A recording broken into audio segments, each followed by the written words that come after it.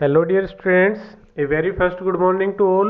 I hope you all are well and safe. So in last lecture we discussed some important characteristics of living organisms and how we can differentiate between living and non-living organisms. So topic for today is diversity in the living world. So we are going to study the diversity in the living world. So what is diversity? Diversity means there are many variety of organisms present on our earth. There are many different types of bacteria, plants, animals, fungi, all are living organisms, and all these organisms show a large variety in their shape, form and variations.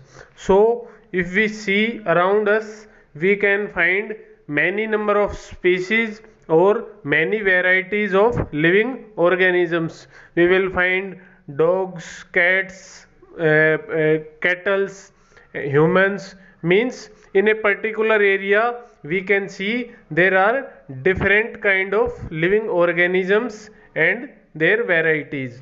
So what is diversity? Diversity means the variety of living organisms present on earth or in a particular region. Means कहने का मतलब क्या है simple सा students कि हमारी अर्थ के ऊपर डिफरेंट काइंड्स के लिविंग ऑर्गेनिजम्स प्रेजेंट है, उसी को हम क्या बोलते हैं? डाइवर्सिटी मीन्स विविधता, विभिन्नता, वो क्या है? डाइवर्सिटी। और जब हम उसको लिविंग वर्ल्ड या लिविंग ऑर्गेनिजम्स के कॉन्टेक्स्ट में बात करते हैं तो हम उसको बायोडाइवर्सिटी भी बोल देते हैं। ठीक है, तो बायोडाइवर्सिटी भी क्या है? Varieties of organisms present in our earth is called biodiversity. Bio means living और डाइवर्सिटी मीन्स वेराइटी। ठीक है, क्लियर है? तो अगर हम अपने सराउंडिंग में देखें तो हमें डिफरेंट डिफरेंट काइंड के लिविंग ऑर्गेनिजम्स मिल जाएंगे। पेट एनिमल्स हैं, डोमेस्टिकेटेड एनिमल्स हैं, और अगर आप जू वगैरह में जाओगे तो आपको वाइल्ड एलिमेंट्स भी मिलेंगे। ठीक है, और भी अगर हमारी बॉडी के अंदर एग्जामिन किया जाए तो डिफरेंट काइंड्स के क्या मिलेंगे? बैक्टीरिया मिलेंगे, वो भी लिविंग है। तो मीन्स कि क्या है, अर्थ के ऊपर डिफरेंट काइंड्स के जो लिविंग ऑर्गेनिजम्स है वो प्रेजेंट है, उसी को हमने क्या बोला है? बायोडाइवर्सिटी या diversity in the living world. फिर हम कुछ डाटा की बात करते हैं कि पूरी अर्थ पे, पूरे वर्ल्ड में 1.7 to 1.8 मिलियन जो लिविंग ऑर्गेनिज्म है, स्पीशीज है, वो डिस्कवर हो चुके हैं अब तक। मीन्स जो साइंटिस्ट है, जो टेक्सोनोमिस्ट है, जो बायोलॉजिस्ट है, उन्होंने अब तक 1.7 to 1.8 million species of organism वो अब तक डिस्कवर कर चुके हैं। और ये तो साइंटिस्ट का मानना है, बायोलॉजिस्ट का मानना है कि अब तक हमने जितने जो स्पीशीज है ऑर्गेनिजम्स की जो डिस्कवर की है वो तो अभी 50% भी नहीं है जो टोटल स्पीशीज अर्थ पे प्रेजेंट है।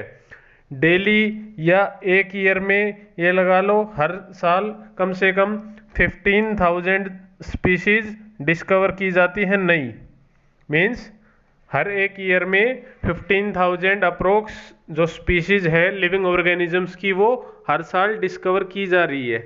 मीन्स हमारी अर्थ के ऊपर wide variety of living organisms present है जिनको हम अब तक डिस्कवर नहीं कर पाए हैं, उनकी नेमिंग नहीं कर पाए हैं, हमें नहीं पता वो क्या है, कहाँ प्रेजेंट है। मीन्स अगर हम सल्फर उसकी बात करें स्प्रिंग की, तो उसमें कई टाइप के बैक्टीरिया और प्रेजेंट हो सकते हैं। जो रॉक्स है उनमें कई लिविंग ऑर्गेनिजम्स प्रेजेंट हो सकते हैं। ठीक है, और अमेजन फॉरेस्ट है अमेरिका के अंदर, उसके अंदर बहुत ज़्यादा स्पीशीज प्रेजेंट है, बहुत ज़्यादा डाइवर्सिटी उसके अंदर प्रेजेंट है। तो जो बायोलॉजिस्ट की टीम है, जो टेक्सोनोमिस्ट की टीम है, वो पूरे ईयर अमेजन फॉरेस्ट के अंदर डिस्कवरी करती रहती है नई नई स्पीशीज की। ठीक है, फिर हम बात करते हैं कि जो टोटल 1.7 या 1.8 मिलियन जो स्पीशीज डिस्कवर हुई है अब तक, उसमें 1.25 स्पीशीज है वो तो एनिमल्स की है, और 0.55 मिलियन स्पीशीज है वो किसकी है, प्लांट्स की है। ठीक है, जिनको हमने अब तक स्टडी कर लिया है, उनको आइडेंटिफाई कर लिया है और उनकी नेमिंग हम कर चुके हैं। हमें पता है कि वो कौन सी क्लास में आएंगे, मीन्स उनका जो क्लासिफिकेशन है वो क्या है। ठीक है, फिर है हम बात करते हैं कि हमने 9th क्लास में फाइलम पढ़े थे, पोरीफेरा, टिनोफेरा, सिलेंट्रेटा, प्लेटीहेल्मिन्थेस, मीन्स कई सारे फाइलम थे। जो एनिमल्स में है जो लार्जेस्ट जो फाइलम है वो कौन सा है, आर्थ्रोपोडा। कौन सा है, आर्थ्रोपोडा। ठीक है, उसके अंदर एक ग्रुप आता है इंसेक्टा। ठीक है, तो जो इंसेक्ट का जो ग्रुप है उसके अंदर सबसे ज़्यादा जो वैरायटी है वो देखने को मिलेगी। ठीक है, मीन्स एक ग्रुप इंसेक्ट का उठा लो और सारे प्लांट की जो स्पीशीज है उठा लो, तब भी इंसेक्ट की जो स्पीशीज है वो उनसे ज़्यादा मिलेगी। ठीक है, सेकंड लार्जेस्ट जो ग्रुप है वो कौन सा है, मोलस्का। ठीक है, स्नेल्स वगैरह जिसमें आते हैं वो कौन सा ग्रुप है आपका, मोलस्का, जो कि सेकंड लार्जेस्ट फाइलम है। क्लियर है। एवरी ईयर कितने 15,000 अप्रोक्स जो स्पीशीज है वो डिस्कवर की जाती हैं, और अभी thousands are still unknown, means अभी तो बहुत सारे जो ऑर्गेनिजम्स हैं उनकी डिस्कवरी होना बाकी है। ठीक है, क्लियर है। फिर है, अब मेन टॉपिक पर आते हैं कि जो क्लासिफिकेशन है उसकी ज़रूरत क्यों है। मीन्स एक ब्रांच है सिस्टमैटिक्स। क्या है, सिस्टमैटिक्स। उसमें हम क्या करते हैं कि जो लिविंग ऑर्गेनिज्म है उसमें जो डाइवर्सिटी है उनको स्टडी करते हैं, फिर उसमें उनके अंदर इवोल्यूशनरी रिलेशनशिप ढूंढेंगे, उनकी कंपैरेटिव एनाटॉमी क्या है, उनकी फिजियोलॉजी में क्या डिफरेंस है ऑर्गेनिज्म की, उनकी बायोकेमिस्ट्री में क्या डिफरेंस है। ठीक है, और जो सिस्टमैटिक्स ये भी क्या है, एक ब्रांच है किसकी, बायोलॉजी की। ठीक है, बायोलॉजी की ही एक ब्रांच है सिस्टमैटिक्स, जिसके अंदर क्या करते हैं, हम किसी भी ऑर्गेनिज्म को सबसे पहले आइडेंटिफाई करेंगे, उसको आइडेंटिफाई करेक्टराइज करके उसको क्लासिफाई करेंगे और फिर इसको नेमिंग करेंगे, उसका नोमेनक्लेचर करेंगे। ठीक है, क्लियर है। मीन्स सपोज मैं आपको कोई एक ऑर्गेनिज्म दे दूं, आपको नहीं पता उसका नाम क्या है, वो कौन सी कैटेगरी का है, कुछ नहीं पता, तो सबसे पहले आप क्या करोगे, आप उसको और उससे जो मिलते जुलते ऑर्गेनिज्म होंगे आप उसके साथ क्या करोगे, कंपैरिजन करोगे। कंपैरिजन करोगे ना, तभी तो आपको उन दो ऑर्गेनिज्म की सिमिलैरिटी और डिसिमिलैरिटी का पता लगेगा।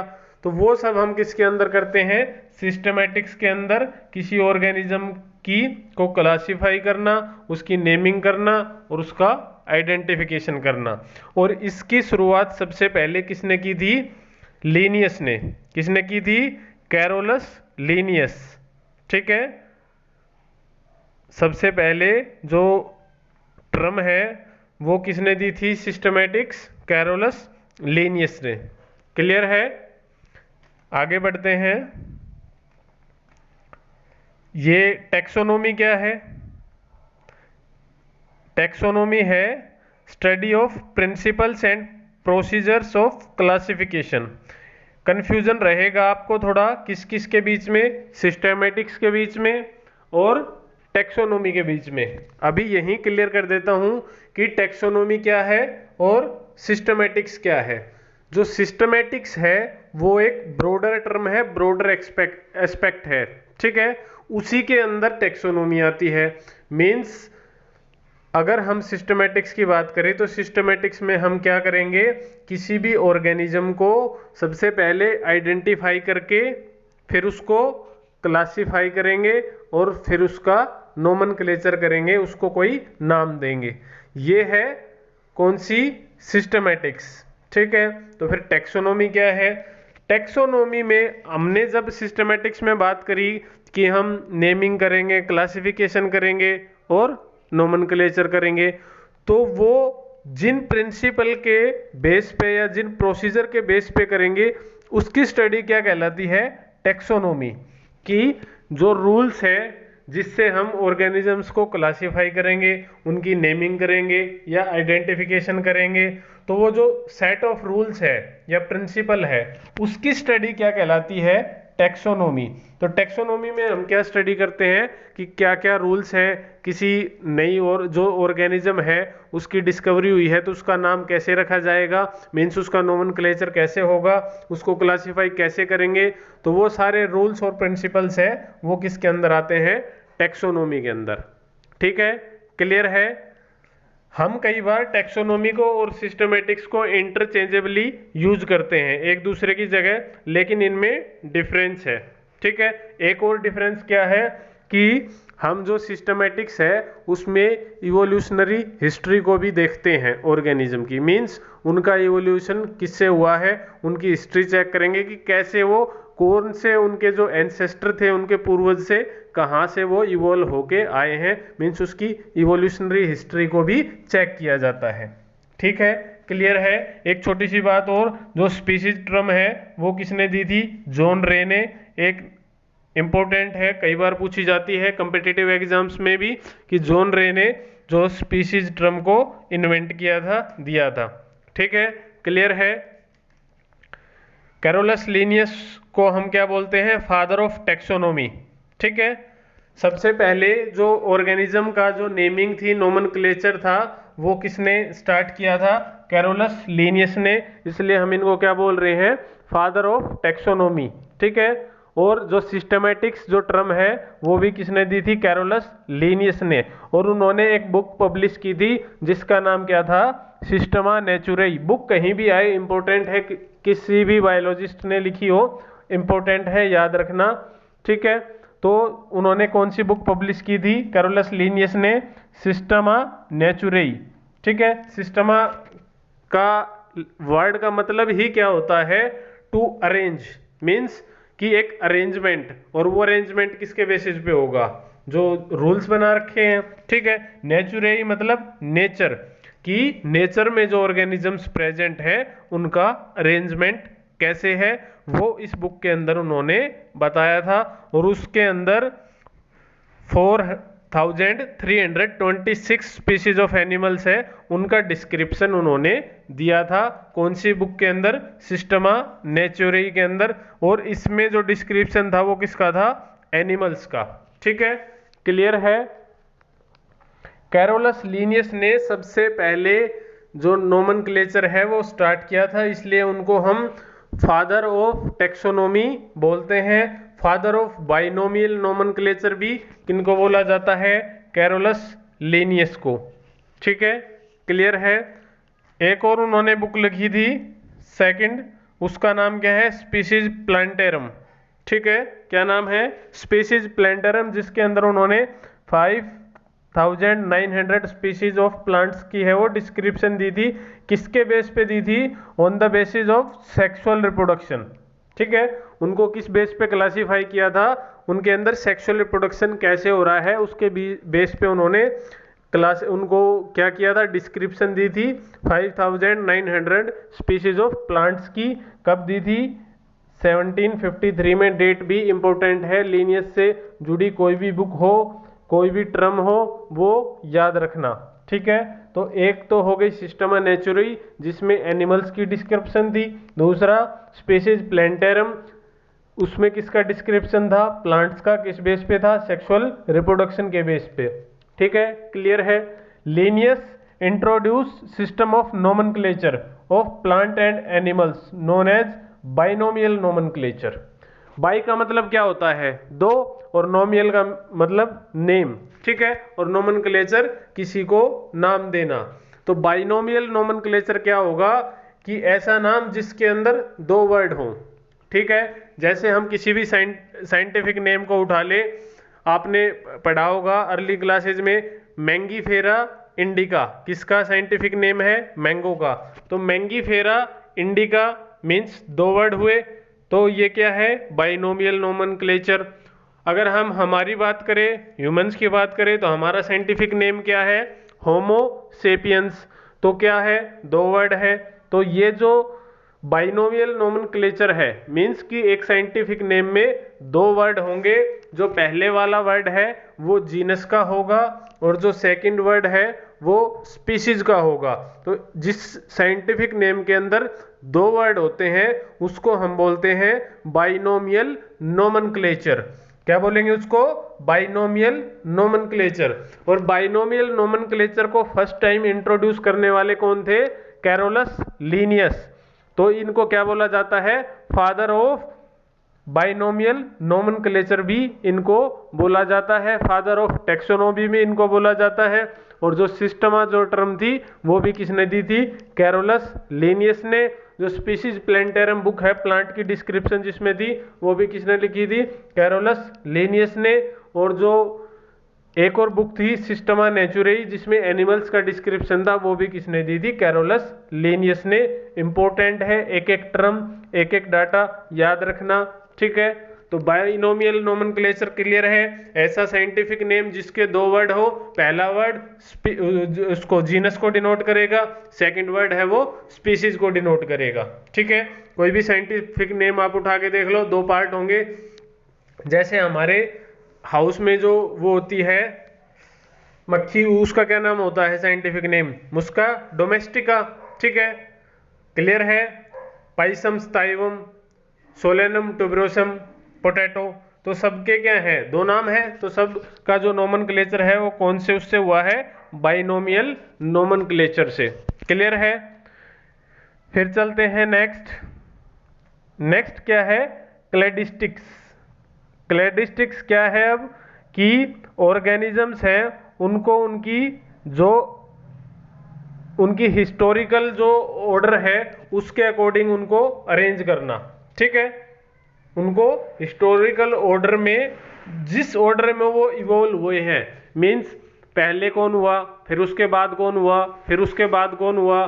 तो हम जैसे फैमिली ट्री बनाते हैं, ऐसे ही क्लेडिस्टिक का भी एक सिस्टम होता है उसको अरेंज करने का। मींस सबसे पहले कौन इवॉल्व हुआ, उससे फिर कौन कौन इवॉल्व हुआ, उनसे जो इवॉल्व हुए उनसे फिर कौन इवॉल्व हुआ। मींस उसका पूरा हिस्टोरिकल ऑर्डर है, उसकी जो इवोल्यूशनरी ब्रांचेज हैं, ठीक है, उसको क्या बोला जाता है, क्लेडिस्टिक्स, क्लियर है। उसको हम क्या बोलेंगे, क्लेडिस्टिक्स। फिर आती है न्यू सिस्टमैटिक्स, या उसको हम बोलते हैं नियो सिस्टमैटिक्स या बायोसिस्टमैटिक्स, ठीक है, क्लियर है। अब ये क्या कहती है कि जो कंसेप्ट ऑफ सिस्टमैटिक्स है, कि जो ये नेमिंग का, क्लासिफिकेशन का, आइडेंटिफिकेशन का जो कंसेप्ट है वो क्या बोलता है, that considers a species to be the product of evolution, कि जो स्पीशीज है वो इवोल्यूशन का प्रोडक्ट है। बात तो ठीक है भाई, जो स्पीशीज है वो किससे कैसे आती हैं, इवोल्व होके तो आती हैं, तो इवोल्यूशन का ही तो क्या है, प्रोडक्ट है स्पीशीज। तो ये बात कौन कहती है, न्यू सिस्टमैटिक्स, या इसको हम बोलते हैं नियो सिस्टमैटिक्स और बायोसिस्टमैटिक्स, ठीक है, क्लियर है। अब क्या है इसमें, it takes consideration of all known evidences from different field of biology, कि इसमें हम सारी चीज़ों को कंसीडर करते हैं, जो भी एविडेंस अवेलेबल है किसी ऑर्गेनिज्म के बारे में, चाहे वो बायोलॉजी की किसी भी फील्ड से रिलेट करता हो, वो हम इसमें यूज करेंगे। और ये जो नियो सिस्टमैटिक्स का जो कंसेप्ट है वो किसने दिया था, सर जूलियन हक्सले इन 1940। इंपॉर्टेंट है, याद रखना कि ये जो कंसेप्ट है ये किसने दिया था, सर जूलियन हक्सले ने इन 1940, क्लियर है। जूलियन हक्सले ने एक टर्म और दी थी, उन्होंने एक बात बोली थी कि जो प्रोटोप्लाज्म होता है, protoplasm is the physical basis of life, ठीक है। बताना भूल गया, जब हमने लाइफ की स्टार्टिंग की थी, चैप्टर स्टडी करना स्टार्ट किया था, तो उसी में क्या है कि इन्होंने बोला था कि जो प्रोटोप्लाज्म है वही फिजिकल बेस है किसका, लाइफ का। क्यों? क्योंकि प्रोटोप्लाज्म के अंदर ही तो प्रेजेंट है न्यूक्लियस या साइटोप्लाज्म, और उसी के अंदर किसकी बात कर रहा हूं मैं? सेल की। मीन्स सेल के अंदर क्या होता है? प्रोटोप्लाज्म, और प्रोटोप्लाज्म में ही जितनी भी केमिकल रिएक्शन है वो चलती हैं। तो इसलिए उन्होंने क्या बोला था कि protoplasm is the physical basis of life. ठीक है, क्लियर है। अब देखते हैं हम बेसिक्स ऑफ क्लासिफिकेशन। ठीक है, कि हम किसी को भी क्लासीफाई किस बेस पे करेंगे, और सबसे पहले तो यही बात आती है कि क्लासिफिकेशन जरूरी क्यों है। ठीक है, किसी भी ऑर्गेनिज्म को क्लासिफाई करना क्यों जरूरी है? किस लिए जरूरी है? क्योंकि अब आपने देखा 1.7 to 1.8 million of species present है। ठीक है, ये तो स्पीशीज है, नंबर ऑफ ऑर्गेनिज्म नहीं है। नंबर ऑफ ऑर्गेनिज्म तो बहुत ज्यादा है। ठीक है, तो इतनी वैरायटी है, तो क्या हम ईच ऑर्गेनिज्म को स्टडी कर सकते हैं कि अर्थ पे जो टोटल पॉपुलेशन है सभी ऑर्गेनिजम्स की, क्या हम एक एक की स्टडी कर सकते हैं? नहीं पॉसिबल है, क्योंकि बहुत ज्यादा पॉपुलेशन है, बहुत ज्यादा वैरायटी है, तो हम सभी की स्टडी करना इम्पॉसिबल है। इसलिए उनको हम क्या करते हैं, कैटेगरीज में भाई कुछ करेक्टर देखेंगे, कुछ सिमिलैरिटी डिसिमिलैरिटी देख के उनको उनकी जो कन्वीनियंट जो कैटेगरी है उनमें उनको क्लासीफाई कर देंगे। ठीक है, जैसे एक आप स्कूल में पढ़ रहे हो, स्कूल में भी तो एक सिस्टम है ना कि स्कूल में क्या होगा, अलग अलग क्लास है। ठीक है, क्लियर है। तो अगर क्लासिफिकेशन ना हो तो क्या सारे बच्चे हैं वो एक क्लास में स्टडी कर सकते हैं? नहीं कर सकते ना, क्योंकि सबका जो लेवल है वो डिफरेंट है। इसीलिए स्कूल में भी क्या होता है कि उनकी एज के अकॉर्डिंग, उनका जो आईक्यू है उसके अकॉर्डिंग, मीन्स हमने एक सिस्टम बना दिया कि ये 7th क्लास है, ये 8th क्लास है, ये 9th क्लास है। ठीक है, ऐसे ही हम हर एक ऑर्गेनिज्म को स्टडी नहीं कर सकते। इसलिए हम क्या करेंगे कि एक क्लास के मीन्स एक ग्रुप के, एक ऑर्गेनिज्म का ग्रुप है, हमने उसमें से कुछ सिलेक्टेड ऑर्गेनिजम्स की स्टडी कर लेंगे और हमें पता लग जाएगा कि इस ग्रुप के सारे जो ऑर्गेनिज्म होंगे वो ऐसे होंगे। जैसे अगर हम बात करें होमोसेपियन, हमने बोला तो होमोसेपियन क्या है? एक साइंटिफिक नेम है, होमो जीनस है, और सेपियन स्पीशीज है। मीन्स हमारी जो स्पीशीज है वो क्या है? ह्यूमन। अगर हम एक ह्यूमन की स्टडी कर लेते हैं तो क्या हमें सारे ह्यूमंस जितने भी अर्थ पे प्रेजेंट है, जितनी पॉपुलेशन प्रेजेंट है, तो क्या सबकी स्टडी करने की जरूरत है? नहीं है, क्योंकि जितने भी ह्यूमंस होंगे उनकी जो इंटरनल स्ट्रक्चर है वो मोर एवर क्या मिलेगी? बिल्कुल सेम मिलेगी। ठीक है, थोड़ा बहुत डिफरेंस हमें किस में मिलेगा? जीन्स के कारण, लेकिन जो एनाटॉमी है, जो फिजियोलॉजी है सबकी बॉडी के अंदर, वही माउथ, एलिमेंट्री कैनल, वही हार्ट, वही जो मीन्स जो बेसिक जो स्ट्रक्चर है अंदर का, जो इंटरनल जो ऑर्गन्स है उनका जो अरेंजमेंट है वो क्या मिलेगा? सेम मिलेगा। इसीलिए हमने इनको ऑर्गेनिजम्स को क्लासीफाई करना स्टार्ट किया था। ठीक है, तो समझ गए कि क्लासिफिकेशन क्यों जरूरी है। नहीं तो हम क्या करते, सारे जो ह्यूमंस है उसकी अलग अलग स्टडी करते, तो वो पॉसिबल ही नहीं है क्योंकि पॉपुलेशन इतनी ज्यादा है। ऐसे ही हमने डॉग की स्पीशीज को क्या कर लिया, एक डॉग को हमने स्टडी कर लिया तो हमें पता लग जाएगा कि सारे डॉग के अंदर ये मैकेनिज्म है। ठीक है, तो हमें हर एक डॉग को स्टडी करने की जरूरत नहीं है। ठीक है, तो स्टडी पर्पज से हम सभी को अलग अलग क्या कर सकते हैं? नहीं कर सकते स्टडी। इसलिए हमने उनको जितने भी लिविंग ऑर्गेनिजम्स थे उनको उनके कैरेक्टर के बेस पे हमने उनको क्लासीफाई कर दिया उनकी कन्वीनियंट कैटेगरी में, और एक कैटेगरी के ऑर्गेनिज्म को हम स्टडी करके बहुत सारे जो ऑर्गेनिज्म है उनका, उनके अंदर क्या फिजियोलॉजी है उसका पता लगा सकते हैं। तो इसलिए क्लासिफिकेशन जरूरी है। ठीक है, तो आई थिंक ये क्लियर होगा कि क्लासिफिकेशन की जरूरत क्यों पड़ी। ठीक है, क्लियर है। फिर वर्ड जो टेक्सोनोमी है वो किसने दिया था? AP D Candolle. Father of taxonomy कौन है? Carolus Linnaeus. लेकिन अगर आपसे पूछे कि ये टर्म किसने दी थी टेक्सोनोमी, तो वो कौन थे? AP D कैंडोले। ठीक है, याद रखना, मैंने कोशिश करके जितनी कोशिश हुई उतना मैंने सारा इसमें नोट्स में डाल दिया है। आपको एक्स्ट्रा बुक या कहीं और ज़्यादा आपको एफर्ट ना करना पड़े, इसमें आपका नीट लेवल का आपका कवर हो जाएगा। कहीं से कोई भी और बुक उठाने की ज़रूरत ऑलमोस्ट नहीं पड़ेगी आपको, ठीक है। तो जो टर्म है टैक्सोनॉमी वो किसने दी थी? AP डी कैंडोले ने, ठीक है। अब जो बेसिक्स ऑफ क्लासिफिकेशन है उसमें क्या है हमारा, सबसे पहला स्टेप होता है कैरेक्टराइजेशन और आइडेंटिफिकेशन, फिर नोमेनक्लेचर और क्लासिफिकेशन। सबसे पहले हमने कोई ऑर्गेनिज्म को आइडेंटिफाई किया, फिर उसकी नेमिंग की और फिर उसको उसकी कैटेगरी में क्लासिफाई कर दिया, ठीक है। बेसिक सी चीजें हैं, देखते हैं आगे क्या है। कैरेक्टराइजेशन एंड आइडेंटिफिकेशन की जो कैरेक्टराइजेशन है या आइडेंटिफाई है ऑर्गेनिज्म को, वो कैसे करें? तो कैसे करेंगे मैंने बताया था, अगर आपको कोई ऑर्गेनिज्म दिया जाए तो आप कैसे कंपेयर करोगे, कि कैसे करोगे? आपके पास कोई उससे मिलता जुलता जो ऑर्गेनिज्म होगा उसके साथ आप क्या करोगे? कंपैरिजन करोगे दोनों का, कि दोनों की एनाटॉमी सेम है या नहीं है, मॉर्फोलॉजी कैसी है। तो मीन्स आपको कंपेयर करना पड़ेगा, ठीक है। और हम क्या कर सकते हैं? टैक्सोनॉमिकल एड्स की हेल्प ले सकते हैं। अब ये टैक्सोनॉमिकल एड्स क्या है कि जिनके बारे में हमें टैक्सोनॉमिकल एड्स वो होंगे, सपोज आपको हर्बेरियम मिल गई, आपको कोई प्लांट मिला, तो हर्बेरियम में प्लांट्स का क्लासिफिकेशन डाटा दिया हुआ होता है तो हम उससे मैच कर लेंगे, ठीक है। हम बोटेनिकल गार्डन में जाते हैं, वहाँ पे प्लांट के ऊपर नेम प्लेट लिखा हुआ होता है, ये प्लांट है, इसका ये साइंटिफिक नेम है, ये इसके फीचर हैं। तो वो अगर हमारे पास अननोन प्लांट है और हम बोटेनिकल गार्डन में कंपैरिजन करें प्लांट्स के साथ, तो वहाँ से हमें हेल्प मिलेगी।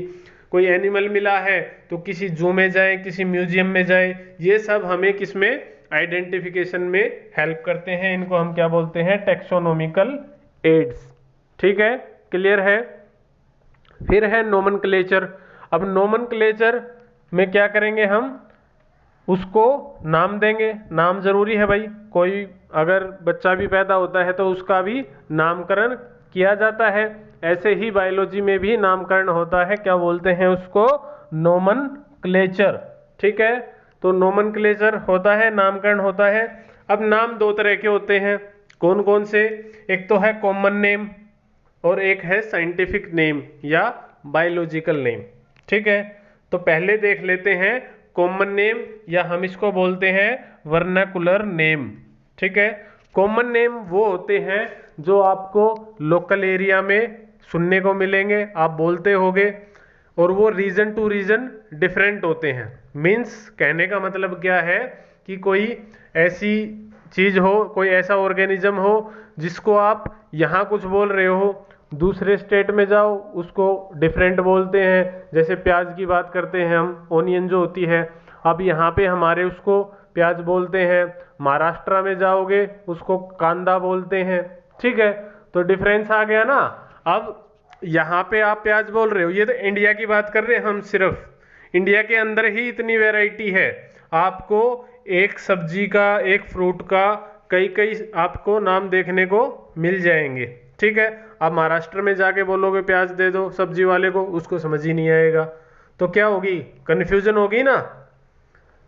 कंफ्यूज कर रहे हैं ना, जो लोकल नेम है, जो कॉमन नेम है, वो कंफ्यूजिंग होते हैं, ठीक है। ऐसे ही कई सारे एग्जाम्पल है।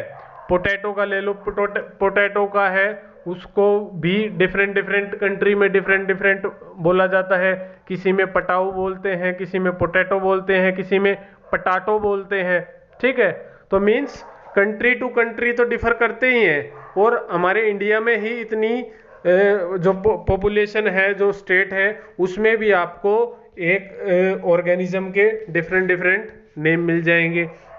सिंपली क्या होता है, कोई कांटों वाली झाड़ी होती है तो कई जगह उनको क्या बोल देते हैं? कंडियाली झाड़ी है, ठीक है, क्लियर है। तो वो उसका लोकल नेम है, वो उसका लोकल नेम है, उस एरिया में उसको कंडियाली झाड़ी बोल रहे हैं। कहीं दूसरी जगह जाओगे उसको उसका दूसरा नाम मिल जाएगा। तो मीन्स एक फिक्स नाम नहीं हुआ कि वो रीजन टू रीजन चेंज हो रहे हैं, ठीक है। ऐसे ही एक प्लांट होता है, जाटी का जो प्लांट है हमारे हरियाणा में उसको क्या बोलते हैं? जाटी का। लेकिन आप राजस्थान में जाओगे उसी प्लांट को क्या बोलते हैं? खेजड़ी। क्या बोलते हैं?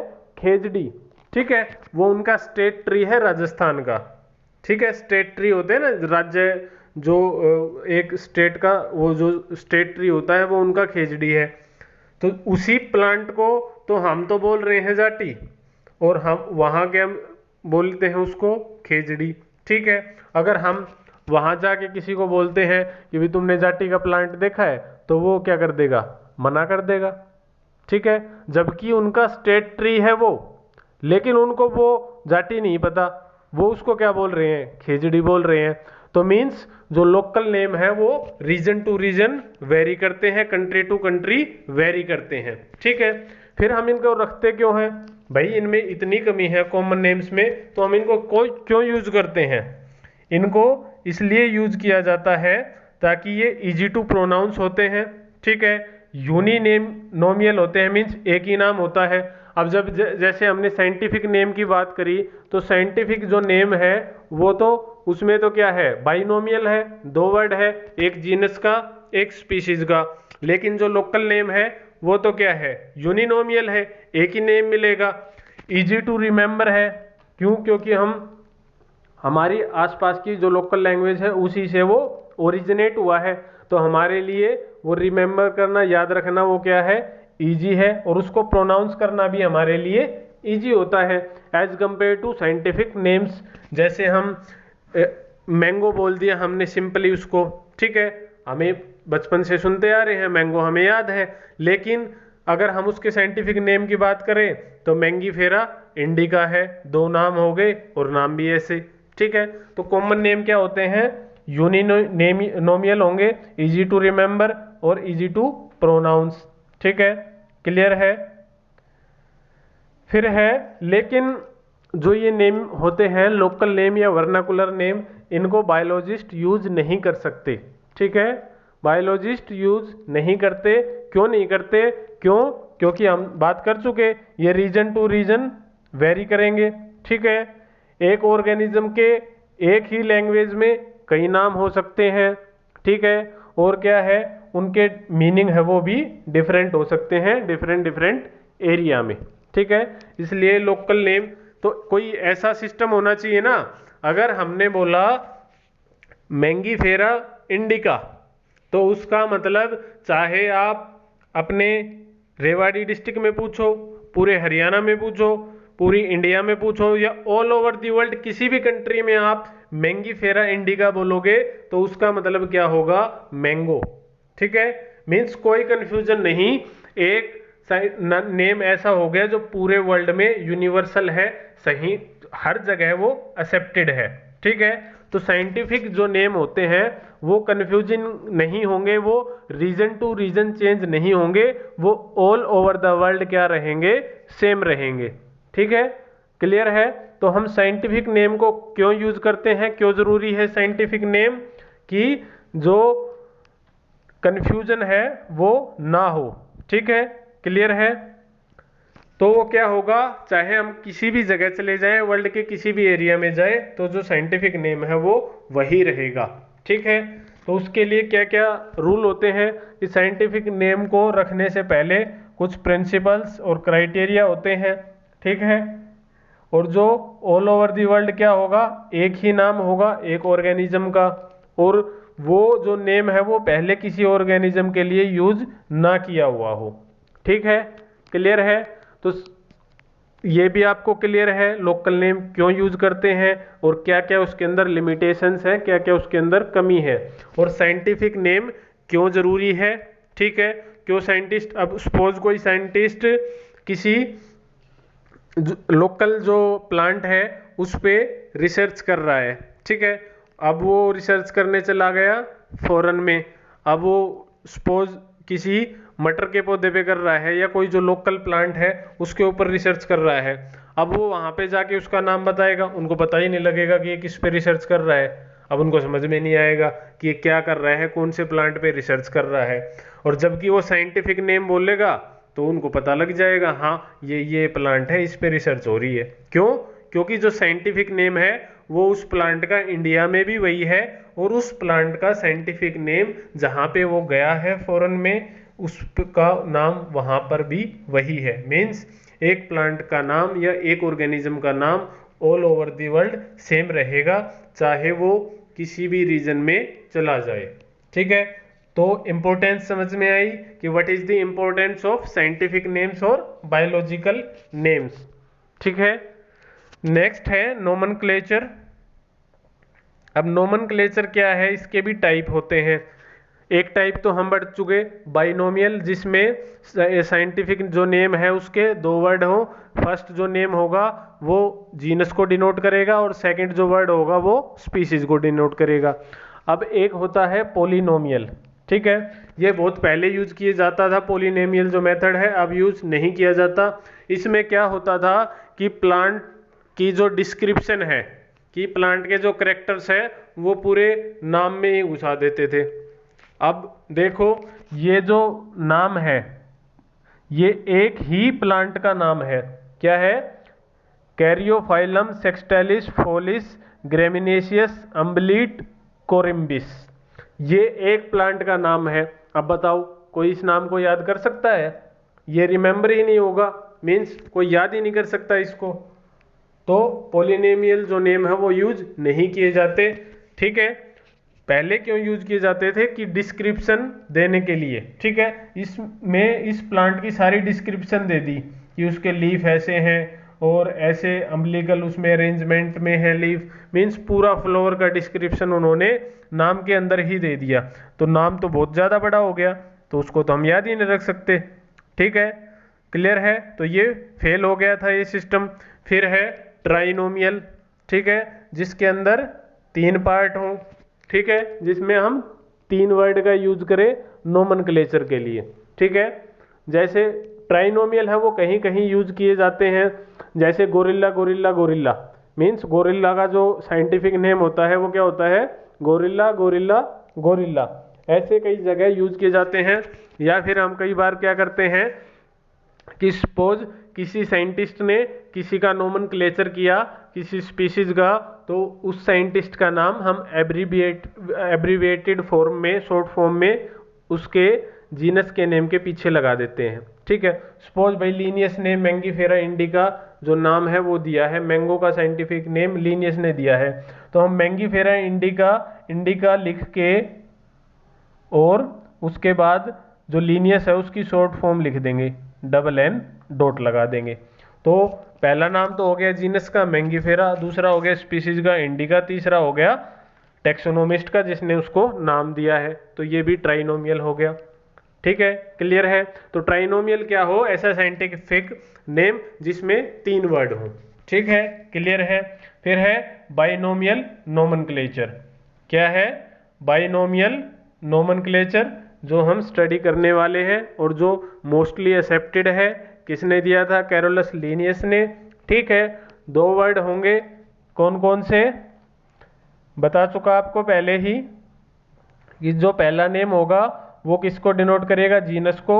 दूसरा किसको डिनोट करेगा? स्पीशीज को। या हम इनको ऐसे भी बोल देते हैं कि जो फर्स्ट नेम होगा वो जेनरिक नेम होगा और जो सेकंड है स्पीशीज का उसको हम क्या बोलते हैं? Specific epithet. क्लियर है? छोटी सी चीज है तो याद रहेगा।